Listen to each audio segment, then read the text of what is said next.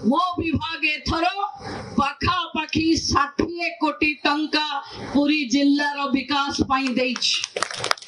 आपनकर integrated craft centre Raghunathpur ता पाई 10 कोटी, पिपिली रे आप्लिक भौणी मानकर एक क्राफ्ट सेंटर हबो ता पाई 10 कोटी एवं गतकाली आम ब्लू फ्लैग बीच पुरी रो भारत रो सबुठु सुंदर बीच भावे आज देश रे पुरस्कृत हेछि तार विकास पाई 6 कोटी टंका, मां मंगला मंदिर रो विकास पाई 15 कोटी टंका,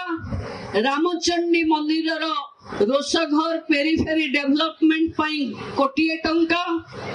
कोणार्क रे गोटे वुडन रेस्टोरेंट थिला ताकू रिवाइव करबा पाई 5 कोटी टंका एवं मंगला रिवर जो इठी अछि मंगला नदी ता पाखर बीच पाई आमे 4 कोटी टंका देइचे एवं मंगला मंदिर पाई गोटे स्वदेश दर्शन रे 57 कोटी टंका दबा पाई आमे भारत सरकार को पाखे अनुरोध करिछे। तेणु मु पुणी थरे आम अंचल रे जेकोसी जगह रे पुराना शिव मंदिर थिबो,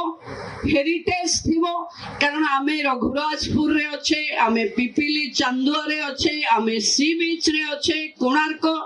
सबुठु सुंदर विश्व रे यूनेस्को हेरिटेज भावे आम पाखे अछि,